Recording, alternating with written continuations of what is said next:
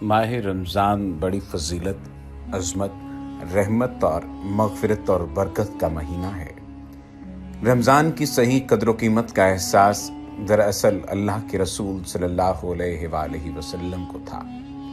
इसका अंदाज़ा इस बात से लगाया जा सकता है कि अल्लाह के रसूल सल्लल्लाहु अलैहि वसल्लम रजब के महीने के शुरू होते ही रमज़ान का इस्तक़बाल और इंतज़ार फरमाया करते थे, बल्कि पूरी उम्मत को ये हुक्म फरमाया कि एहसू हिलाल शअबान और रमज़ान के लिए शअबान के चाँद को अच्छी तरह याद रखो और रमज़ान तक पहुँचने की दुआ मांगना शुरू फरमा दिया करते थे।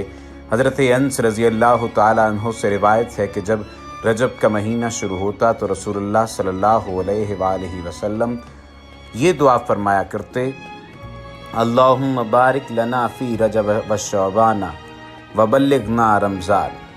या अल्लाह हमारे लिए रजब और शअबान के महीनों में बरकत अता फरमा और हमें रमज़ान के महीने तक पहुँचा।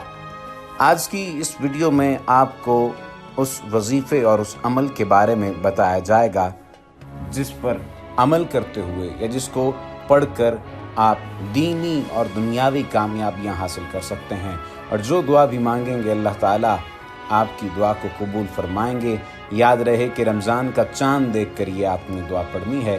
रमज़ान का चाँद देखकर आपने एक सूरत को 21 मरतबा पढ़ना है और एक सूरत को 3 मरतबा पढ़ना है। अव्वल आखिर दुरूद शरीफ और दुआ मांगते वक्त भी 3 मरतबा दुरूद शरीफ पढ़िए। अल्लाह सुब्हानहू व तआला आपकी तमाम तर तमन्नाओं को पूरा फरमाएंगे। और उसके बाद अगर माल दौलत की ख्वाहिश हो तो माल दौलत की ख्वाहिश के लिए दुआ मांगी जाए, नरीना औलाद की ख्वाहिश हो तो उसके लिए यकसुई से दुआ मांगी जाए।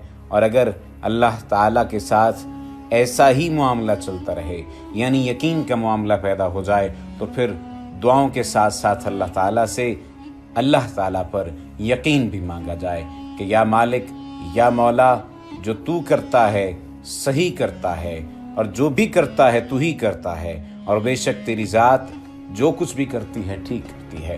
क्योंकि जब ये यकीन आ जाता है तो फिर हमें दीनी दुनियावी कामयाबियों से कोई नहीं रोक पाता। उस वजीफ़े की जानिब जाने से पहले रमज़ान की अहमियत के बारे में बात करते हैं और ये अहमियत रसूलुल्लाह सल्लल्लाहु अलैहि वसल्लम की ज़िंदगी से साबित है। रमज़ान की अहमियत का अंदाज़ा इस बात से भी लगाया जा सकता है कि आप सल्लल्लाहु अलैहि वसल्लम ने रमज़ान की खातिर चाँद देखने और शबान के चाँद की तारीख़ों को याद करने का हुक्म दिया और फरमाया, शबान के चाँद और इसकी तारीख़ों के हिसाब को खूब अच्छी तरह महफूज रखो ताकि रमज़ान का हिसाब सही हो सके।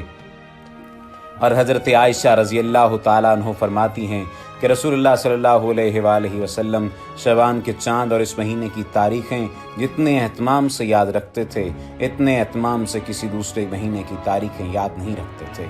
फिर रमज़ान का चाँद देख कर रोज़े रखते थे और अगर 29 शबान को चाँद दिखाई न देता तो 30 शबान के दिन पूरे करके फिर रमज़ान के रोज़े रखते थे।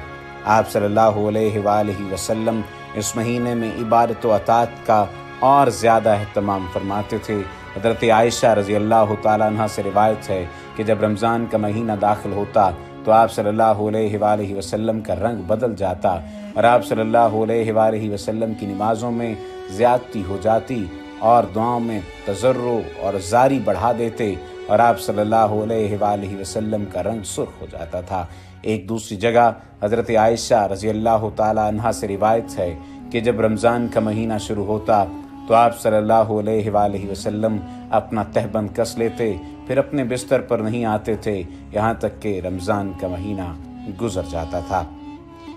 उस वजीफ़े का जिक्र किया जाए जो कि रमज़ान का चाँद देखकर किया जाना चाहिए। और जैसा कि पहले आपको बताया कि इस वजीफ़े को पढ़ने का हुक्म दिया गया है। इस बारे में बहुत सारे लोगों ने सवाल किया कि रमज़ान का चाँद देखकर जो वजीफ़ा पढ़ा जाता है उसके बारे में बता दीजिए।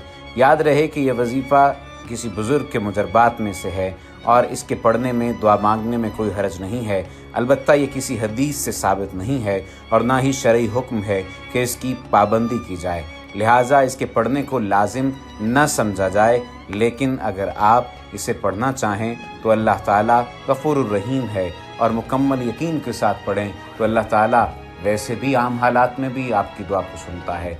लेकिन जब اس کی تعریف کریں گے، اس کی ثنا بیان کریں گے، اس کے نبی کریم صلی اللہ علیہ وآلہ وسلم پر درود و سلام بھیجا جائے گا، تب لازمی ہے کہ دعا کو قبول کر لیا جائے گا۔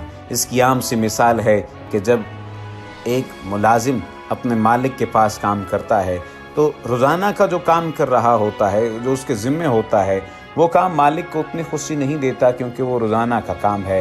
وہ کام جو کہ روزانہ کے حصے میں شامل نہیں ہوتا اور وہ روزانہ کے کام سے بڑھ کر کوئی کام کر دیتا ہے جس دن، تو اس دن اس سے مالک خوش ہوتا ہے اور پھر اسے اس پر عطا کرتا ہے۔ وہ عطا کسی بھی صورت میں ہو سکتی ہے، تعریف کی صورت میں ہو سکتی ہے، مال و دولت کی صورت میں ہو سکتی ہے، اور اسے اون کرنے کی صورت میں بھی ہو سکتی ہے۔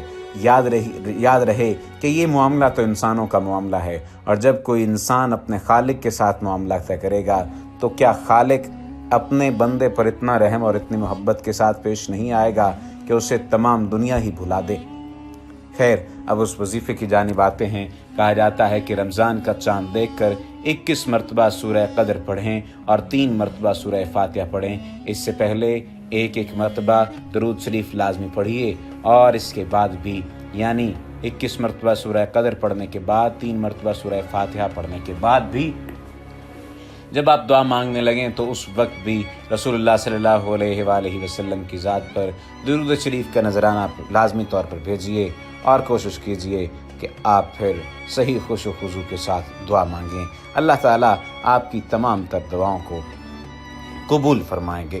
اگر بات کی جائے رمضان المبارک میں معمولات نبوی صلی اللہ علیہ وآلہ وسلم کی، تو حضور اکرم صلی اللہ علیہ وآلہ وسلم رمضان المبارک سے اتنی زیادہ محبت فرمایا کرتے تھے کہ اس کے پانے کی دعا اکثر کیا کرتے تھے، اور رمضان المبارک کا اہتمام ماہ شعبان میں ہی روزوں کی کثرت کے ساتھ ہو جاتا تھا۔ حضور نبی کریم صلی اللہ علیہ وآلہ وسلم ماہ رجب کے آغاز کے ساتھ ہی یہ دعا کثرت سے فرمایا کرتے تھے۔ حضرت انس بن مالک رضی اللہ تعالیٰ عنہ سے مروی ہے کہ انہوں نے فرمایا، جب رجب المرجب کا مہینہ شروع ہوتا تو حضور نبی کریم صلی اللہ علیہ وآلہ وسلم یہ دعا فرمایا کرتے تھے، اے اللہ ہمارے لیے رجب اور شعبان بابرکت بنا دے اور ہمیں رمضان نصیب فرما۔ رمضان کا چاند دیکھنے پر خصوصی دعا فرمایا کرتے۔ جب حضور نبی کریم صلی اللہ علیہ وآلہ وسلم رمضان المبارک کا چاند دیکھتے تو فرماتے، یہ چاند خیر و برکت کا ہے، یہ چاند خیر و برکت کا ہے، میں اس ذات پر ایمان رکھتا ہوں جس نے تجھے پیدا فرمایا۔ اور رمضان المبارک کو خصوصی طور پر خوش آمدید کہہ کر اس کا استقبال کرتے تھے۔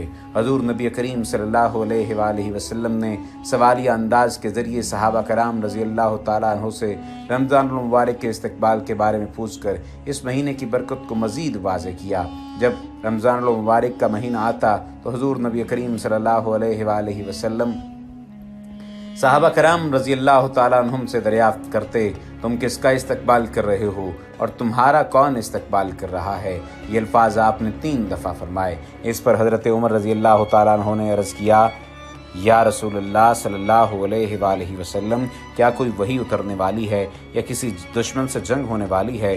حضور نبی کریم صلی اللہ علیہ وآلہ وسلم نے فرمایا، ایسی کوئی بات نہیں۔ پھر آپ صلی اللہ علیہ وآلہ وسلم نے فرمایا، تم رمضان کا استقبال کر رہے ہو، اس کی پہلی رات تمام اہل قبلہ کو معاف کر دیا جاتا ہے۔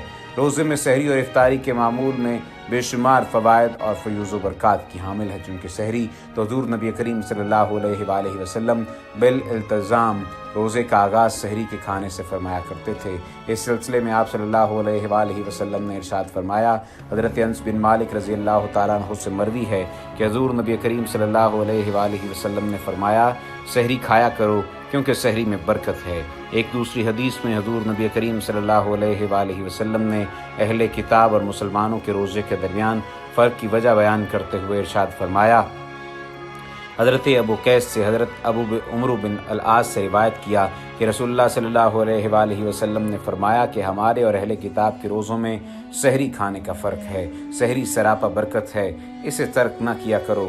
حضور نبی کریم صلی اللہ علیہ وآلہ وسلم نے یہ بھی فرمایا کہ سحری کرنے والے پر اللہ کی رحمتیں ہوتی ہیں۔ اللہ ताला और इसके फरिश्ते सहरी करने वालों पर अपनी रहमतें नाजिल करते हैं और रोज़े में सहरी को बिलाशुबा बहुत अहम मकाम हासिल है। रूहानी फयूज़ व बरक़ात से किता नज़र सहरी दिन में रोज़े की तक़वियत का बायस बनती है। हज़ूर नबी करीम सल्लल्लाहु अलैहि वसल्लम ने उम्मत को तलक़ीन फरमाई है कि सहरी ज़रूर खाया करो, खा वो पानी का एक घूंट ही क्यों न हो। आप सल्लल्लाहु अलैहि वसल्लम का ये मामूल था कि सहरी आखिरी वक्त में तनावल फरमाया करते थे। गोया सहरी का आखिरी लम्हात में खाना हज़ूर सल्लल्लाहु अलैहि वसल्लम की सुन्नत है। उम्मीद है कि आज की वीडियो आपको पसंद आई होगी, लेकिन अगर आपने अभी तक हमारे चैनल को सब्सक्राइब नहीं किया तो सब्सक्रिप्शन का बटन दबाकर सब्सक्राइब कर लीजिए ताकि आइंदा आने वाली तमाम वीडियोज़ आपको मिल सकें। वमा अलैना इल्लल बलागुल मुबीन।